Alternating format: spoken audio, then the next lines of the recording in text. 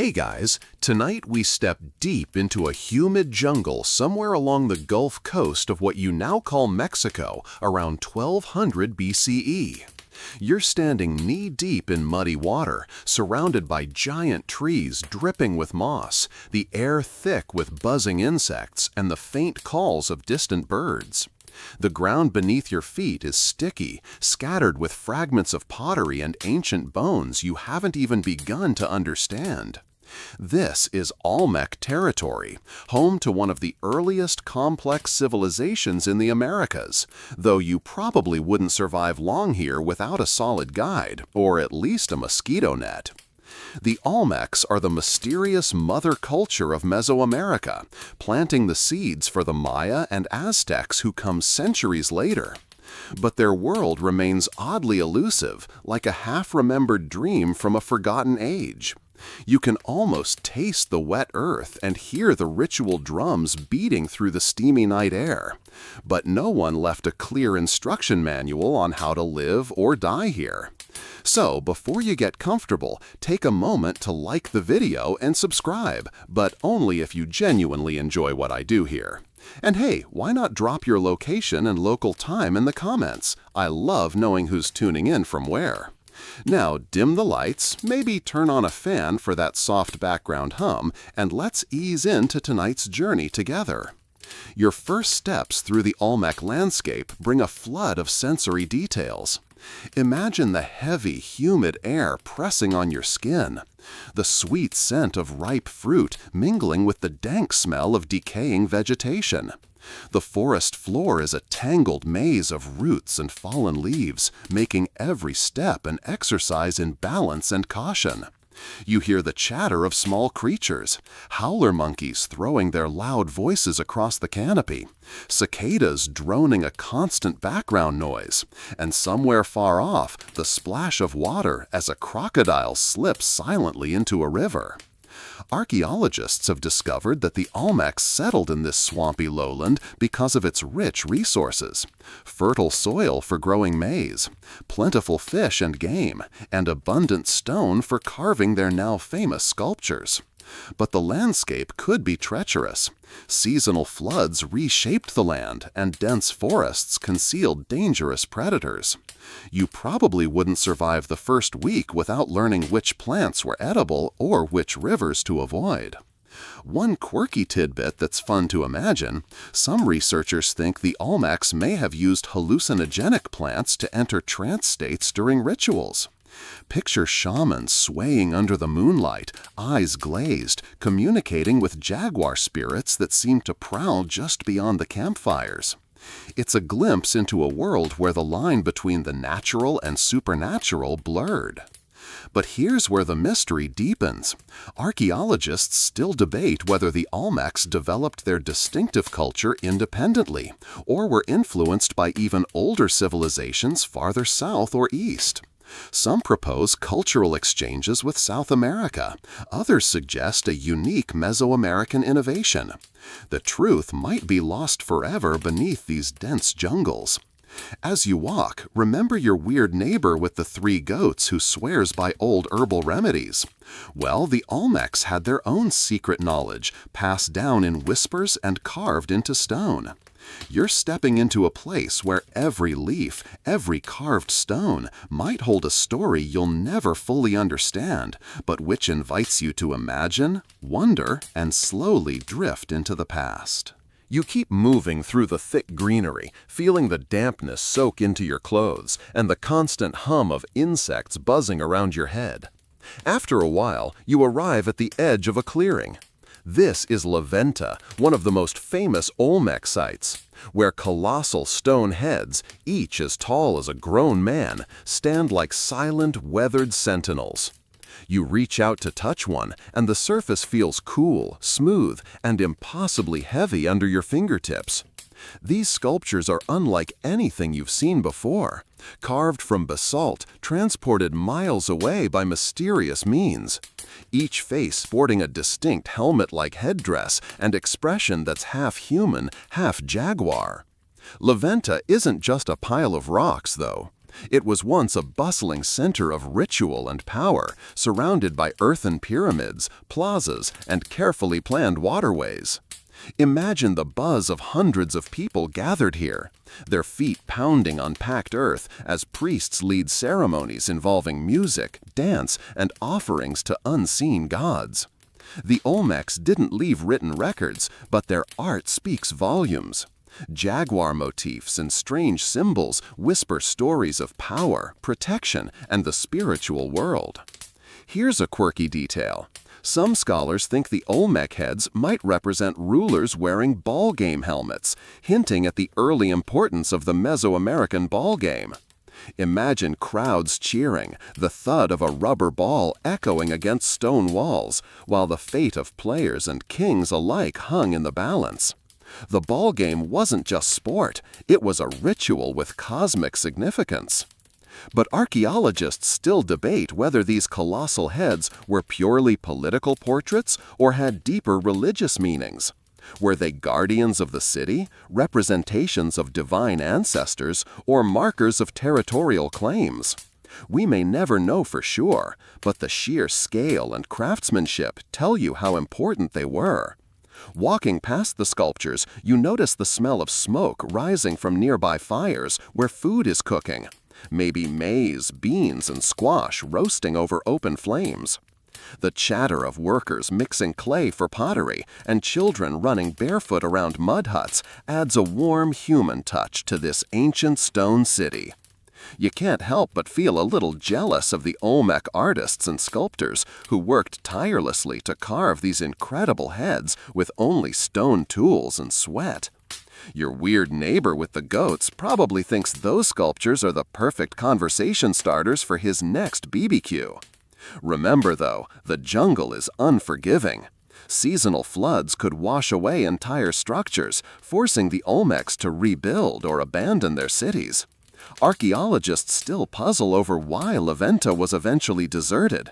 Climate shifts? Political upheaval? Something stranger?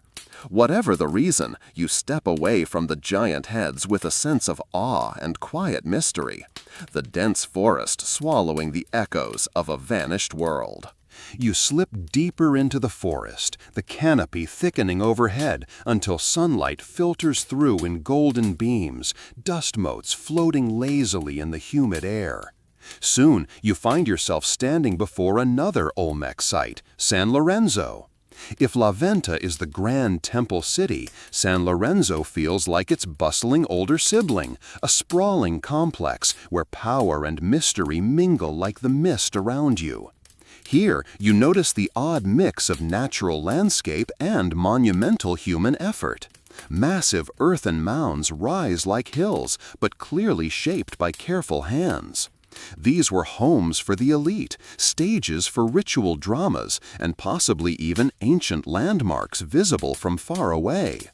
You run your fingers along the smooth, polished surfaces of stone sculptures scattered about, jade figurines, basalt thrones, and once again those unmistakable colossal heads, each with its own story frozen in time. Imagine the heat of midday sun as workers haul stone blocks and shape massive boulders, sweat trickling down their faces, while priests orchestrate ceremonies to the rhythm of drums and rattles. The scent of copal incense drifts on the breeze, a fragrant smoke believed to connect this world with the divine. The air buzzes with anticipation and perhaps a bit of nervous energy, since, after all, the fate of entire communities might hinge on the success of these rites. Here's a quirky tidbit for you. Some researchers suggest that San Lorenzo was one of the first places in the Americas to cultivate cacao. Yes, that beloved chocolate bean. Imagine ancient Olmecs sipping a bitter cacao drink during rituals or celebrations, nothing like the sweet bars you grab at the store today. Archaeologists still debate how this drink was prepared and who got to enjoy it, but it likely had spiritual significance. But not everything here is serene. Beneath the polished stone and vibrant life, signs of social tension flicker in the dirt. Were these monumental works a source of pride or a burden?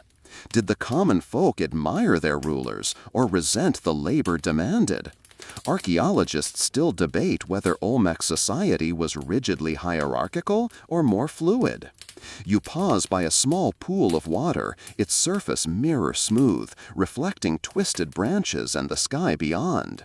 Local legends say these waters were sacred, portals to the underworld or homes of spirits.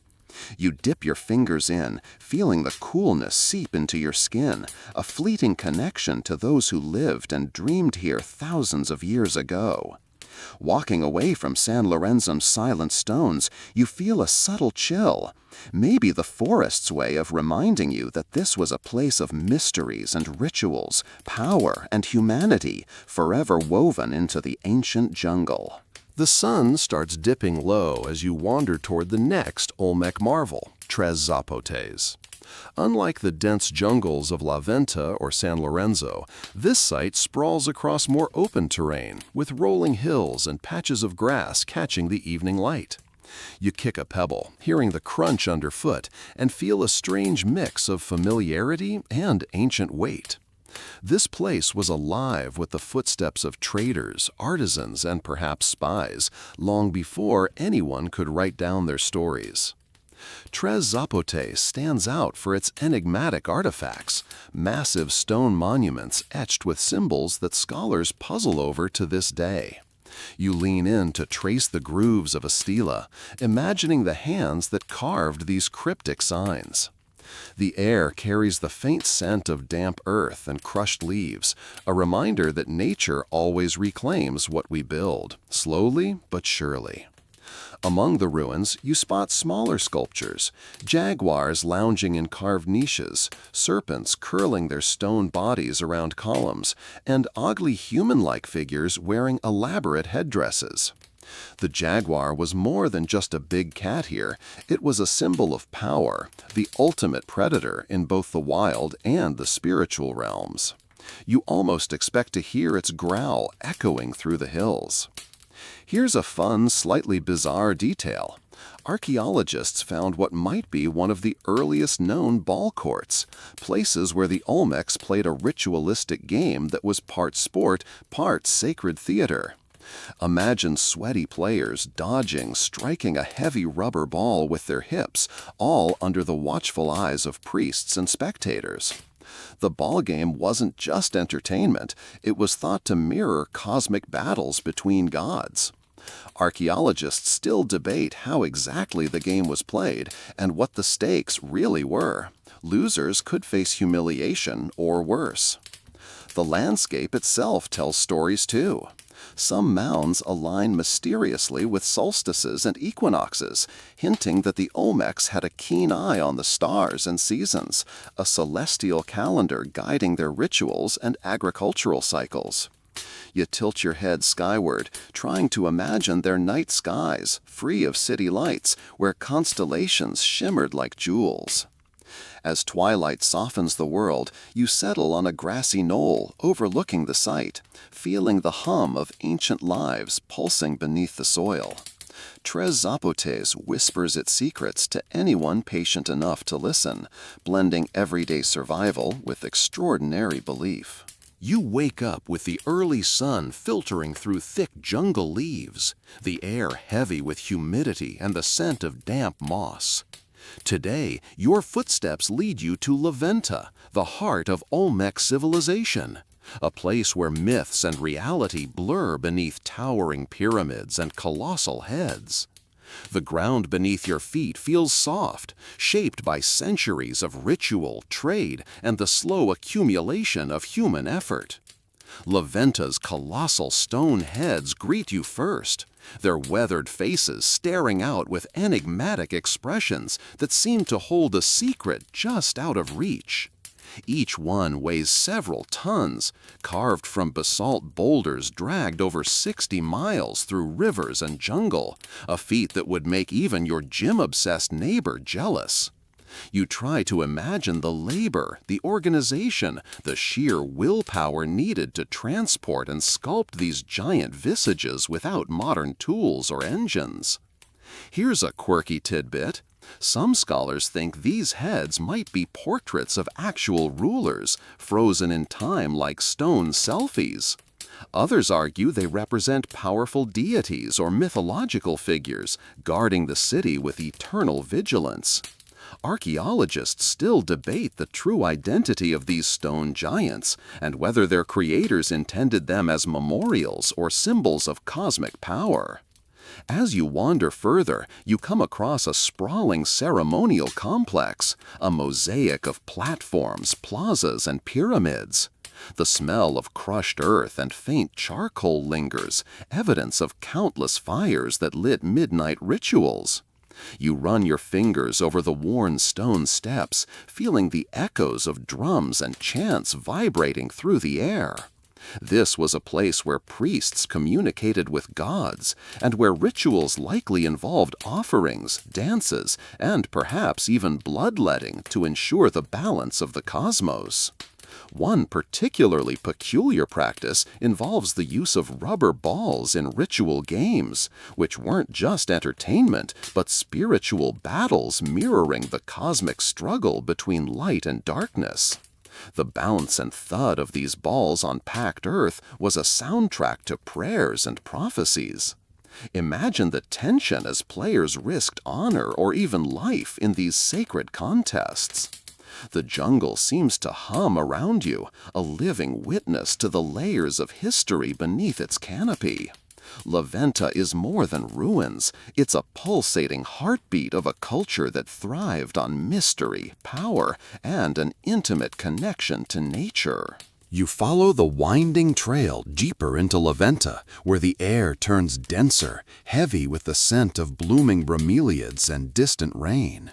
Your feet crunch softly over ancient gravel paths lined with low mounds, burial sites, or maybe something stranger.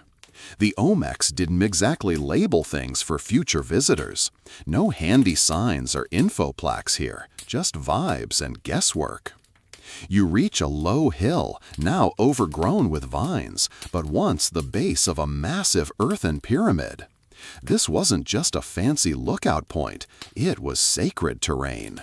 The Olmecs built it by layering clay, sand, and loam, creating a monument aligned with celestial events. Archaeologists still debate whether its orientation marked solstices or tracked the cycles of Venus, that dazzling diva of the ancient night sky. Either way, it wasn't built for show, it was built for the gods. You sit on a stone ledge as thunder rumbles far away and try to picture a ceremony here. Priests in jaguar pelts, smoke curling up from incense made of copal resin, the rhythmic beat of turtle shell drums. You squint at a carved relief, partially obscured by moss. The figure has a baby face, almond eyes, and wears a headdress that looks suspiciously like a bundle of corn. This baby-faced motif shows up again and again in Olmec art. Some scholars call it the were-jaguar, half human, half feline, with watery associations. Here comes the fun part. No one really agrees on what the were-jaguar meant. Some believe it was the child of a jaguar and a woman. Yes, that's a thing in the mythology. Others think it represents rain or divine power. Either way, it's a recurring VIP in Olmec iconography, which means your quiet jungle stroll just turned into a potential divine encounter. Nearby, a shallow pit reveals rows of green serpentine tiles laid out in complex patterns, buried mosaics no one was ever meant to see. That's the kicker. They were created, admired by a chosen few, then immediately buried forever. It's like painting the Mona Lisa, showing it to your cat, then tossing it into a hole. Scholars think it was a ritual act, symbolizing offerings to underworld forces or the gods below. A visual prayer, if you will. Suddenly, you understand that this city wasn't just about power or politics, it was about rhythm. The rhythm of rain, the heartbeat of maize, the quiet drum of cosmic order. Everything aligned, everything mattered. You follow the scent of smoke through the underbrush, the sky filtering soft gold through the tangled canopy above. Somewhere ahead, fire crackles, controlled, rhythmic, not the chaos of a wildfire. You push aside a curtain of vines and step into a clearing ringed with stones. This is the Olmec version of a kitchen, or perhaps more accurately, a ceremonial cook site. And tonight, the menu is as old as belief itself. Squatting beside the fire, an Olmec cook, let's call her your aunt for the evening, grinds maize on a flat stone slab. Her hands move in perfect cadence, like they've done this 1,000 times. The scent of roasted cacao pods lingers nearby, earthy and slightly bitter. It's not yet the sweet treat of modern chocolate. It's gritty, sacred, and maybe even a little spicy. Back then, you didn't eat for taste. You ate to honor the gods, nourish the body, and confuse future archaeologists. In Olmec society, food wasn't just sustenance, it was a performance. Take tamales, for example. Steamed maize dough wrapped in leaves, sometimes filled with squash or beans. Scholars believe tamales might have played a role in rituals, not just lazy breakfasts. Imagine unwrapping a tamale as an offering, like giving the gods a present they don't have to re-gift. As you chew on a chunk of smoked river turtle, yes, turtle, it's chewy but oddly satisfying. Your host offers a thick drink. It's frothy, dark, and ceremonial, early chocolate. You sip cautiously. It's nothing like a Snickers bar. This version tastes of roasted seeds, chili, and a hint of dirt. But you smile politely because it's sacred dirt. Cacao was more than a treat, it was divine. Some believe it was reserved for elites and shamans. Others argue it fueled the whole population during ritual fasts or community feasts. Archaeologists still debate whether everyday folks sipped cacao at all, or if it was just a priestly pregame before sacrifices. The Olmecs were early agricultural pioneers, and maize, corn, was their golden child. Not just food, but metaphor. Their myths say people were shaped from maize. Your body, basically a tortilla with opinions. Fields of maize lined the outskirts of the cities, tended by hands that believed every stalk had a soul. You help stack dried chilies near the coals, squinting as the smoke curls into your eyes. And just like that, the scent takes on a dreamy quality, peppery, ancestral. There's quiet laughter nearby, kids tossing bits of dried fruit at each other while adults prepare gourds of squash soup. A communal hum rises. Stories, songs, teasing. The meal is less about eating and more about being. Being Olmec, being together, being alive. And then someone passes a bundle of fermented agave, Olmec-style alcohol. You sip, you cough, your host chuckles. It tastes like burnt honey mixed with regret, but hey, it's tradition. Under the stars, you realize, these people didn't just build lost cities, they built rituals into every bite, every cup, every shared meal under the jungle sky. The moon is a swollen orb tonight, slipping in and out of the clouds like it's playing some ancient game. You're a little full from that turtle tamale earlier, but there's no time for a nap. Your host gestures you toward a nearby path lined with torchlight. Something's happening, something ceremonial. You follow the flicker of flames and soft thrum of drums until the jungle opens up to a stone plaza. At its center stands a massive altar, flat-topped, dark, and polished from centuries of human hands and, well, other things. This is where the Olmecs talk to the divine, not with words, but with rituals, and sometimes with blood. Let's not panic. You're not here for anything too intense, probably. Tonight's rite seems less bloody and more atmospheric. A shaman stands at the center of the platform, draped in jaguar pelts, with a feathered headdress that seems to defy gravity. His eyes are rimmed with soot, his chest painted with symbols you don't recognize. He holds a bundle of burning copal incense, the smoke rising in spirals, so perfect it looks choreographed. And there's music. Not the kind you hum to, but deep, bone-vibrating rhythms played on slit drums and shell trumpets. It's more vibration than melody, designed to alter your brainwaves, or, at the very least, give your ribcage a mild massage. Rituals like this weren't just spiritual. Olmec ceremonies often blended theater, astrology, and community drama. The shaman begins to dance, each step slow and deliberate, shadow stretching long across the stone. The crowd watches in silence, only the occasional cough or whisper breaking the spell. Children clutch their parents' arms, eyes wide. You notice a few participants begin to sway, as if caught in a trance. Scholars still debate whether these ceremonies were strictly religious or also political performances. After all, nothing says respect my authority like summoning a god in a cloud of copal. And, oh, there's a jaguar mask. The shaman slips it on with a solemn nod.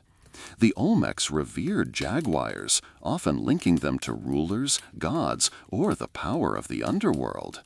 There's even a theory that they believed in were-jaguars, people who could transform or had once mixed with these powerful beasts. Yes, ancient Mesoamerican catboys. You're welcome. One curious fringe theory suggests that hallucinogenics might have played a role in these rites. Certain mushrooms, toads, and fermented brews could blur the line between dream and divinity. That dizzy feeling you get watching the fire might be smoke inhalation, might be magic. Who can say? The ritual builds towards something, though you're not sure what. The shaman raises a carved obsidian blade, not to cut, but to catch the moonlight, which glints like cold water. A final plume of incense spirals upward, and then silence. And then applause? Okay, not applause exactly, but murmurs of approval, satisfied nods, and quiet dispersal, like everyone just left a very spiritual movie. You linger near the altar, touching the smooth surface, warm from the fire, heavy with memory. A local elder leans in and whispers something about ancestral echoes. You're not sure what he means, but your skin prickles all the same. As you walk back toward your hammock for the night, the jaguar mask's eyes seem to follow you. You tell yourself it's just good craftsmanship. You tell yourself that 3 tamales and a cacao chug haven't messed with your dreams. But you sleep with one eye open anyway. The jungle hums differently the next morning, like it's recovering from the spiritual hangover of the night before. You stretch beneath a palm-thatched roof, the air thick with dew and mosquito gossip. Today, you're headed somewhere older, deeper, and, if the stories are true, a little weirder. Welcome to the edge of myth, the lost city of San Lorenzo. You follow a narrow trail that's mostly mud and exposed tree roots. A parrot squawks overhead like it's warning you not to proceed, but you've come this far, so too late. The canopy parts, and there it is. A rise in the earth, unnaturally shaped, covered in vines, but unmistakably human-made. San Lorenzo was once the center of the Olmec world. Before La Venta, before the decline, before they started getting overshadowed by those flashy Maya types. Unlike the bustling ceremonial grounds from before, San Lorenzo feels abandoned in a different way. Not just empty, but exiled, like someone tried to forget it.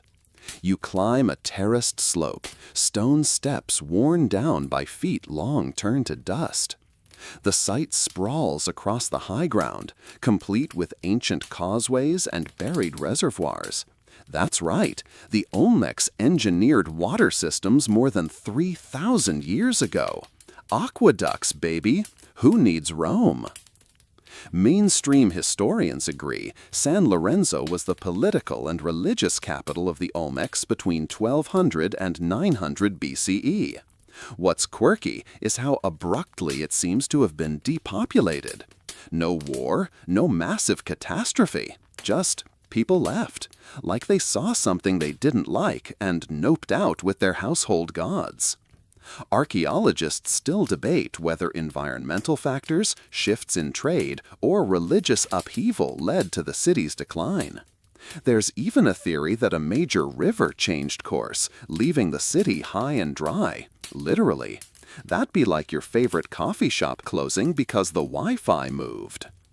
You find yourself at a curious feature, one of the colossal stone heads.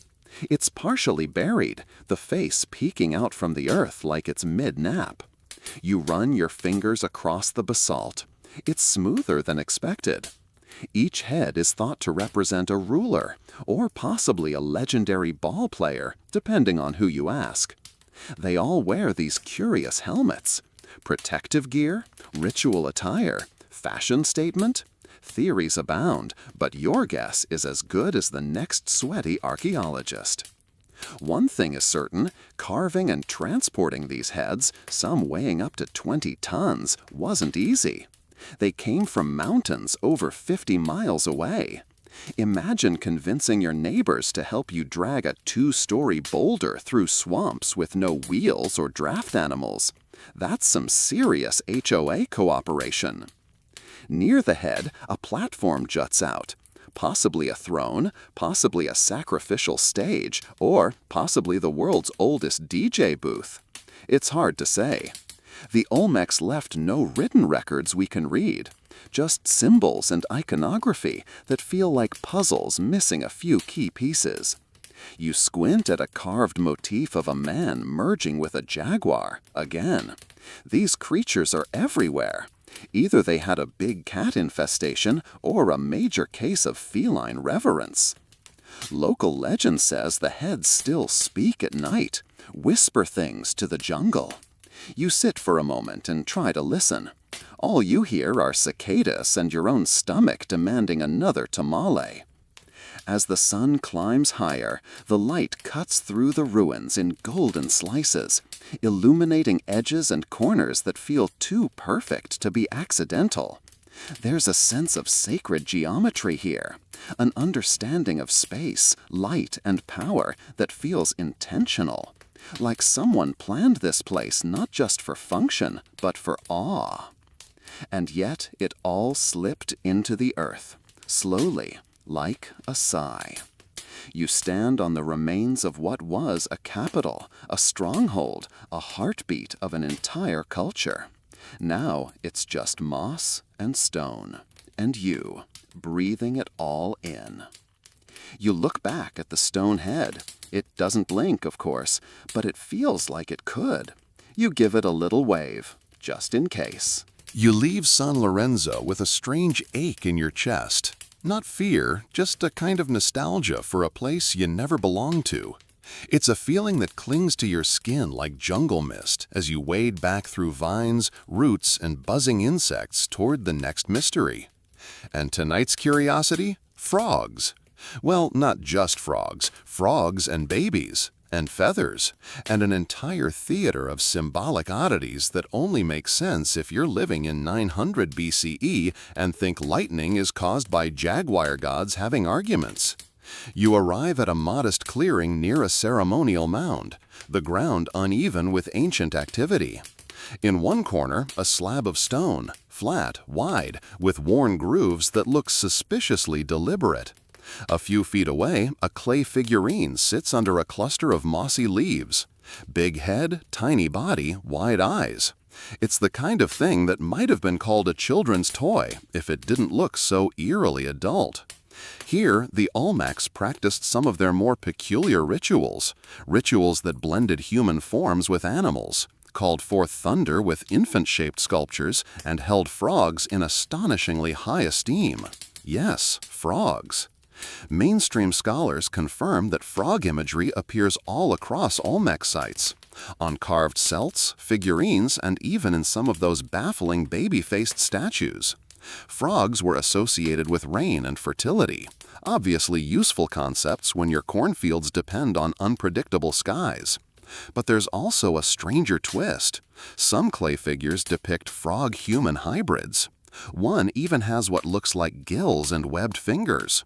You're not sure if it's spiritual, medicinal, or just someone's nightmare sketchbook made 3,000 years early. Archaeologists still debate whether these creatures were mythic spirits, ancestors, or performance art that just went very, very off script. You picture an Olmec priest mid-ceremony with a frog painted on his chest and feathers glued into his hair, croaking rhythmically while holding a rubbery newborn effigy. It sounds like a fever dream, but that's more or less what the evidence points to. And remember, this wasn't weird for them. This was religion, community, power. And then there's the so-called were-jaguar babies.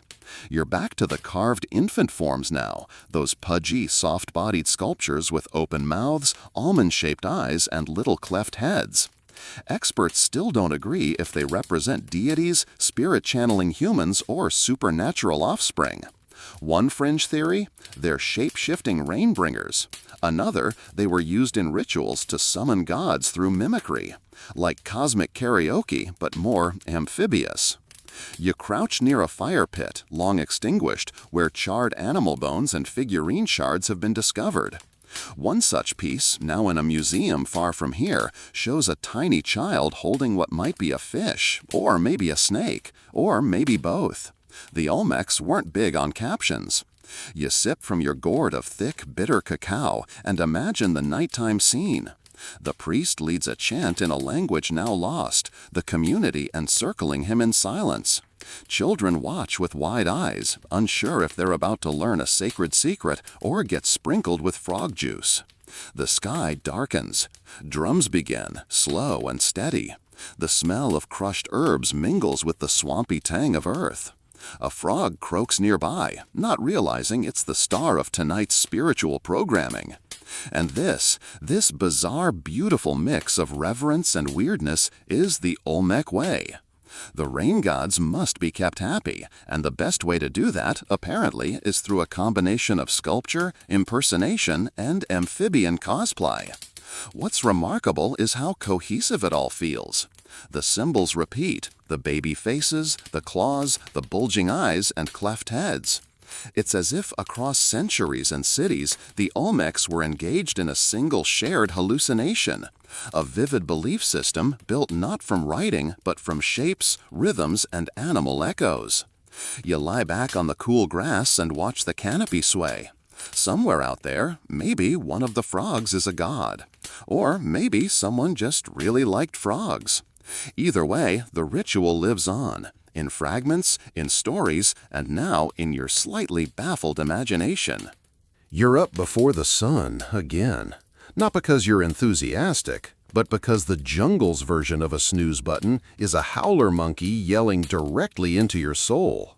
You stretch your limbs, still stiff from sleeping near the mound, and shake off a dream you can't quite remember. Something about frog masks and someone whispering in a language you don't speak. Today, you're heading east to a place archaeologists have called La Venta. If San Lorenzo was the Olmec heart, La Venta is the soul, mystical, architectural, and just the right amount of spooky. It's where their rituals grew more elaborate, their pyramids got fancier, and their sense of cosmic alignment reached full-blown spreadsheet mode. As you trudge through thick underbrush, the air grows heavier, almost ceremonial. Then you see it, the Great Pyramid of La Venta.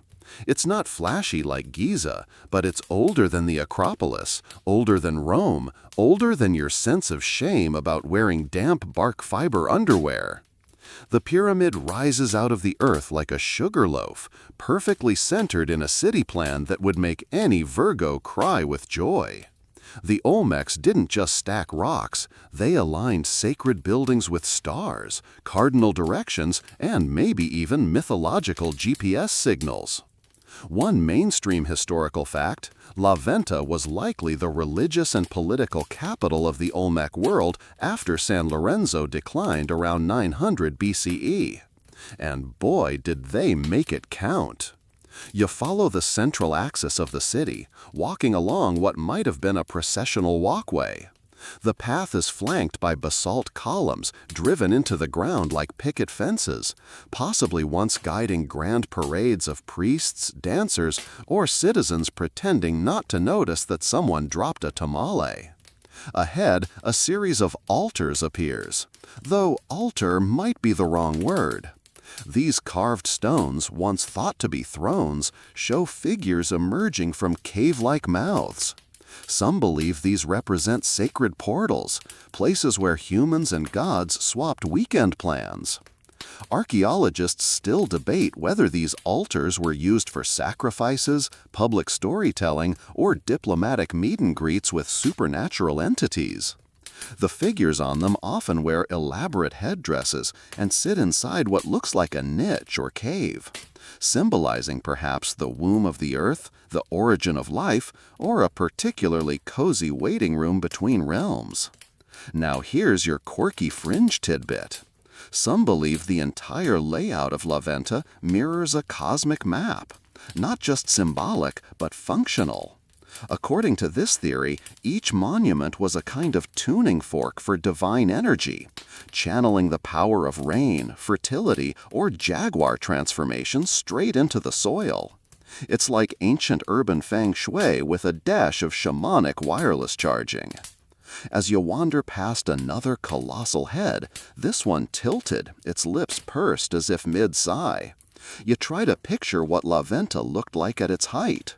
Mud brick houses, gardens full of maize and chili, smoke curling from cook fires, people wearing capes of jaguar pelts and necklaces made of jade and shark teeth, kids darting around, dodging frogs and strict aunties. You pass what looks like a shallow pit, part of a buried mosaic floor. It was once filled with thousands of pieces of serpentine stone, arranged in abstract designs, then deliberately covered over with clay and never seen again for over 2,000 years. You'd call that a waste, but maybe it was the ancient Olmec version of, if you love it, let it go. No one's sure why they buried these mosaics. Were they offerings to the gods? Secret messages to the underworld? Abstract art that critics didn't appreciate in its time? Nobody knows, but it does make you wonder what else lies beneath your feet. You pause to rest beside the pyramid. It's made not of cut stone, but compacted earth, an earthen volcano, carefully piled and shaped. Yet it stood the test of millennia because Olmec engineering didn't mess around. As twilight creeps in, the place shifts. Shadows lengthen, the trees go quiet. La Venta isn't just a ruin anymore, it's a presence. You swear the air hums, just slightly, like someone's whispering your name from underground. You lie back once more, feet dusty, heart oddly full. La Venta might be lost to time, but its voice still echoes, through stone, soil, and that uneasy frog dream still hopping in your subconscious. You wake up beneath the shadow of the pyramid, the air thick with mist and mosquitoes plotting their morning ambush. Breakfast, a squashed fruit you found under a tree, and whatever snacks survived the dampness in your woven bag. Luxury is relative out here. La Venta is behind you now, fading into jungle fog. Ahead lies a smaller site, a satellite community, perhaps, or just another Olmec mystery camp. It doesn't have a name you recognize, but what it lacks in fame, it makes up for peculiar artifacts. Here, archaeologists found something strange. Jade figurines arranged in perfect rows, facing a central stone. It's like they were attending a tiny, eternal concert. No snacks, no toilet breaks, just waiting. You crouch by the edge of a shallow pit, imagining the moment this was created. 16 tiny figures with almond-shaped eyes and high stylized heads, all pointing toward a flat rectangular stone. No writing, no plaque, no guide saying, "This was the first TED Talk." Mainstream fact incoming. The Olmecs didn't have a written language, at least not one we've fully cracked. A few symbols scratched into artifacts might be proto-writing, but their true communication style was visual, sculptures, arrangements, and dramatic use of symmetry. They spoke in stone and silence. And silence right now wraps around you like a wool blanket. You shift your gaze to the figurines again. Some are made of polished jade, others of serpentine or other greenish stones. The color green to the Olmecs symbolized life, fertility, and perhaps the supernatural sap of the universe. Not that you can tell, squinting at what looks like mossy Lego people in a dirt trench. Here comes your fringe fact. Scholars have long debated whether these miniature scenes were rituals frozen in time, ancestral veneration, or something more performative, like portable theaters to retell origin myths. One theory even suggests they were used in initiation rites for elite shamans in training. Picture tiny green figurines whispering, "Welcome to the team. Now survive the jungle naked for 3 days." You wander deeper into the site, noticing peculiar patterns in the layout. Several areas are sunk lower than others, forming a sort of open-air chamber with tiered levels. Could this have been a council space? A place to resolve disputes over stolen jaguar meat and loud flutes? You plop down onto a smooth boulder and lean back. Cicadas start buzzing like anxious tambourines. From this angle, the world feels vast and slow, like you've stepped out of time. And in a way, you have. Archaeologists still debate whether the Olmecs ritual spaces were designed for the elite only, or if commoners gathered here too, perhaps once a year, during festivals that involved music, masked dances, and generous servings of pulque, a fermented sap that probably tasted like regret and felt like fire in your belly. You imagine the scene: firelight flickering over stone masks, dancers swirling in jaguar skin skirts, conch horns echoing across the wetlands. Somewhere, a priest lifts a greenstone idol, its face unreadable, its eyes shaped like someone who knows you've been slacking at your farming duties. And you, well, you're hiding behind a bush because you accidentally wore your tunic inside out, and now everyone thinks it's a symbol of cosmic imbalance. You'll be fine. Just nod seriously when someone mentions maize spirits, and hope for the best. You walk past another set of strange stones, smaller than the La Venta altars, but equally enigmatic. One has what looks like claw marks across its surface. Another features an animal you can't quite identify, part jaguar, part bird, part artist's fever dream. The Olmec worldview was thick with hybrid creatures: jaguar men, baby-faced dragons, fish with arms. Some were gods, other symbols, and a few might have been things someone saw after inhaling too much burning copal resin in a humid tent. The lines between myth and biology, blurry at best. One oddly compelling theory holds that the Olmecs believed in transformation, not just spiritual, but physical. That under the right ritual, with the right dance and the right mask, a person could become another creature. And not just metaphorically, like you start the ceremony as a guy named Tlaloc and end it as a clouded leopard with tax responsibilities. The figurines, the masks, the animal motifs, they might not just represent change, they enact them. Every carved line, every jade bead, every... You stumble into a clearing by midday, cheeks streaked with sweat and leaves braided into your hair like some reluctant jungle deity. You're parched, bug-bitten, and seriously questioning your life choices. But then you hear it. A splash, a ripple, water. The Olmecs were water people, not mermaids or amphibians, obviously, though who knows really, but their settlements gravitated toward rivers, springs, and swamps. Water wasn't just a life source, it was a portal, a mirror, a deity in its own right. And today, you've found one of those sacred pools. This isn't your average backyard pond with a plastic flamingo. No, this is a deep, still cenote, framed by mossy limestone and guarded by statues worn faceless by rain. There's a strange hush to it, the kind of silence that suggests either reverence or a very hungry crocodile. You kneel cautiously, peering into the water. It's dark, reflective. You see your own face, and for a moment you swear you also see someone else's just over your shoulder. Don't worry, it's probably just your uneven bangs. Mainstream historians agree water held enormous symbolic power in Olmec society.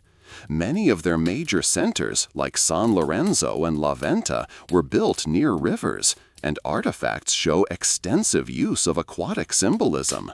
Frogs, fish, shell motifs, and swirling water glyphs feature heavily in their iconography. They even carved stone drains and aqueduct systems, directing flow like hydraulic conductors in a symphony of mud and maze. But here's the quirky twist. Some Olmec altars have been found with depressions in their tops, small basins that might have held liquid offerings, or perhaps even pools for scrying. Yes, scrying, as in gazing into water to see visions. You too can be an ancient psychic, provided you enjoy eye strain and mosquito bites. You scoop up a handful of water and let it trickle through your fingers. The coolness grounds you. It's easy to see how this liquid, the only thing keeping your body from becoming a beef jerky sample, could be sacred. Fluid, shifting, reflective, like the Olmec pantheon itself. Now this is where things get weird, or weirder. Some fringe archaeologists suggest the Olmecs believed that certain watery locations, cenote, spring-fed basins, even wells, were actual gateways to the spirit world. Not metaphorical ones, literal, step through the liquid-style portals where the living and the divine could meet. Offerings found at the bottom of some water features include jade, obsidian, pottery, and, possibly, sacrifices. Not confirmed, not denied, still under scholarly debate, but, just something to think about while you dangle your toes. You wander the edge of the pool and spot a broken figurine half buried in the mud. It's greenstone, shaped like a frog, or maybe a man mid-frog transformation. The lines are abstract but intentional. You imagine the person who dropped it. Was it a gift, a plea, a bribe for rain? Olmec rainfall rituals are largely speculative, but similar Mesoamerican cultures performed dances, chants, and even child sacrifices to appease rain gods. Now, let's all be grateful that your offering today is just a mosquito-bitten ankle. A dragonfly buzzes past your nose, and for a split second you feel like part of the ecosystem.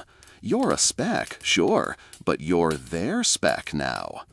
You lie back on a flat stone, arms stretched, staring up at a sky heavy with the scent of rain. The Olmecs didn't just see the heavens as a distant ceiling. For them, the sky was a partner to the earth, and water was their connector, rising as mist, falling as rain, pooling into sacred places like this. You close your eyes and listen.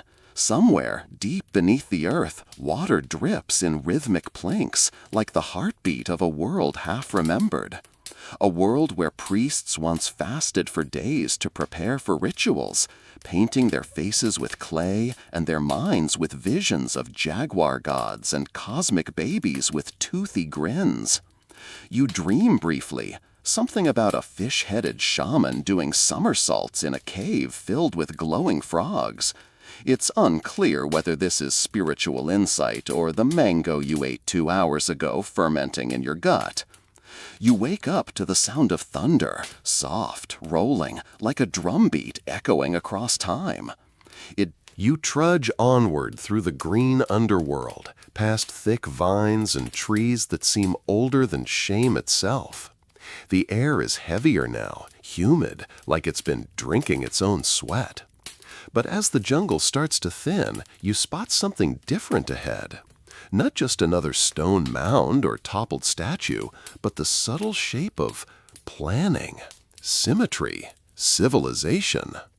You've stumbled upon a forgotten Olmec settlement. Not one of the big ones. This isn't La Venta with its colossal heads, but a smaller village outpost, hidden away like a tucked-in corner of history's shirt. The homes here are long gone, reduced to low platforms and scattered ceramics, but the layout speaks volumes. Archaeologists believe these rural settlements weren't just farm towns. They were also spiritual nodes, with miniature temples and localized rituals that could get just as dramatic as the city stuff. And you're about to crash a party that's been over for 2,500 years. You kneel by a sunken fire pit, poking at the ash that might have last held a stew of chili, corn, and maybe armadillo. Protein's protein. A broken vessel nearby shows faint traces of red pigment. Was it for cooking? Paint? Blood? Nobody's sure. The line between kitchenware and ritual gear was deliciously blurry back then.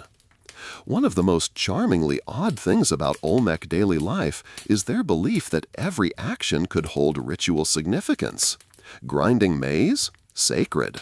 Sweeping the hut floor? Cosmic metaphor. Even making beer, likely a fermented maize drink with the kick of spoiled kombucha, wasn't just about getting tipsy. It was communion with the earth. Fringe researchers suggest that some villages may have had their own patron spirits, household deities shaped like animals or local myth beasts. One unearthed figurine, found not far from a kitchen area, showed what looked like a howler monkey with a chef's hat. Okay, not exactly a chef's hat, but a bulbous headdress archaeologists still argue about. Scholars are divided on just how religiously intense these villages got. Some propose they were merely practical extensions of city life, while others suggest a more independent spiritual identity. You, meanwhile, step carefully over a lopsided altar stone, wondering how many ancient toes stubbed themselves in midnight prayers. You pause at the center of the village, where the ground dips slightly, a ceremonial plaza perhaps. Imagine it, smoke rising from incense burners, villagers in jaguar skin sashes dancing to flutes carved from deer bone. Kids laughing, a dog stealing tamales, someone yelling, "Not again, Huitzi," because apparently even ancient dogs had no manners. Suddenly, your foot catches on something. You stumble and faceplant into history. Brushing dirt from your chin, you see what tripped you. A tiny obsidian blade, no longer sharp, but still strangely elegant. It might have once been used in rituals, cutting plants or animals, or, well, let's just say not all ceremonies were vegetarian-friendly. You sit back, staring at the little blade, and wondering, what did the person who last held this think about? Were they nervous? Proud? Hungry? These aren't questions your museum label will answer, but here in this overgrown living room of the ancients, they whisper through the soil. Above you, a line of ants carries a dead beetle toward a cracked pot rim. It's a procession worthy of any Olmec god, honestly. You watch it for too long, hypnotized by its strangely sacred rhythm. Then, like a slap of myth across the face, you remember something. The Olmecs didn't always bury their dead far away. Sometimes family members were interred beneath homes, literally underfoot. Some researchers say this kept ancestors close. Others say it's a very efficient space-saving method. Either way, that lump near the fire pit might not be a rock. You give it a respectful nod and back away. No need to disturb Auntie Frogmask if she's trying to enjoy her afterlife nap. The sun begins to lower, casting long shadows across the jungle floor. The village, though silent, feels thick with memory. You wonder how many of these places still sleep beneath tree roots and banana groves, waiting for a curious wanderer to trip over a cooking stone and time travel in the best possible way.